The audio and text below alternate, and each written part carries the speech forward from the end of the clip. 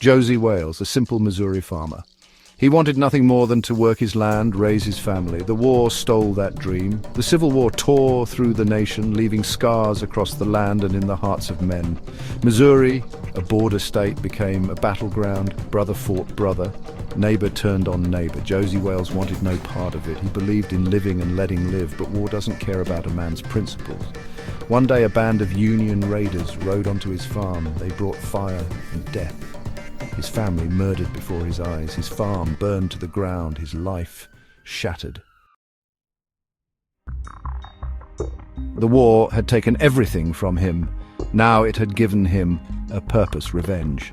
He buried what was left of his family, the soil stained with their blood. The fire in his hearth had gone out, replaced by a burning rage in his heart. He picked up a rifle, the tool of a farmer transformed into an instrument of vengeance. He vowed to make the men responsible pay. Word spread through the Missouri hills.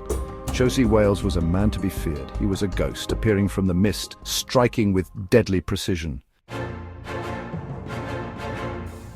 He tracked the raiders across the state. Each man he killed brought him closer to his goal, but it did little to soothe the pain in his soul. The West was a lawless place in those days. Men settled scores with bullets and blood. Justice was a fleeting notion, often found at the end of a rope or the barrel of a gun. Josey Wales became a product of his environment. He was a skilled tracker, a deadly shot, and a ruthless survivor. His name became synonymous with fear and respect. The line between vengeance and justice blurred. He had become the very thing he swore to destroy, a killer. He fell in with a band of Confederate guerrillas led by Bloody Bill Anderson. They were fighting a lost cause, lashing out against the Union Army with a ferocity born of desperation. Among these hardened men, Josey found a sense of belonging. They had also lost everything. They understood his pain. He fought alongside them, raiding Union outposts, disrupting supply lines, and leaving a trail of chaos in their wake.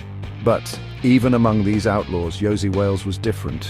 He wasn't driven by ideology or politics. He was a force of nature, unleashing his fury on anyone who crossed his path. The war ended. The South was in ruins.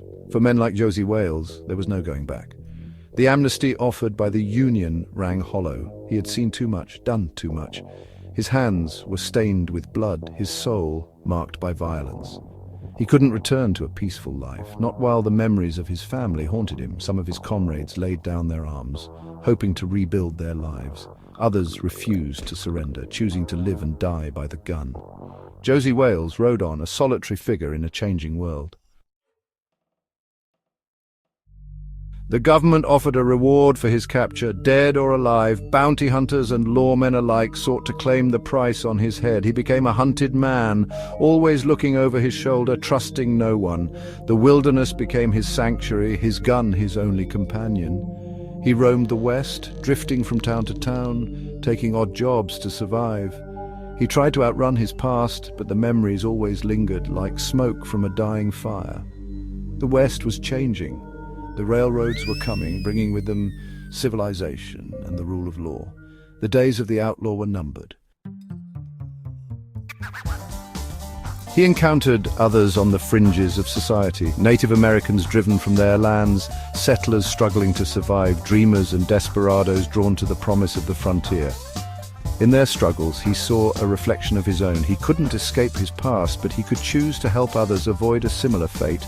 He protected the weak, fought for the oppressed, and dispensed his own brand of rough justice. He was a contradiction, a killer with a code of honor, an outlaw with a heart. His reputation continued to grow. He was a legend whispered around campfires, a symbol of both fear and admiration. The stories of his exploits became part of Western lore. Some were exaggerated, others rooted in truth. He was a phantom, a figment of imagination, and a very real man. He represented a time when the West was wild, untamed, and unforgiving. A time when men lived and died by their own rules. His story resonated with those who longed for simpler times when right and wrong seemed clearer, even if the methods of dispensing justice were brutal. Josey Wales was more than just a man. He was an idea, a symbol of resistance against the encroachment of civilization and the loss of individual freedom. Even today, his story continues to fascinate and endure. In an age of technology and globalization, his tale of revenge, survival, and redemption still strikes a chord. Perhaps it's the simplicity of his motivations, the clarity of his actions, or the harsh beauty of the world he inhabited. Whatever the reason, Josey Wales remains a compelling figure, a reminder of a bygone era and the enduring power of the human spirit. He is a testament to the fact that even in the darkest of times, there is always hope for redemption, even if it comes at a terrible cost.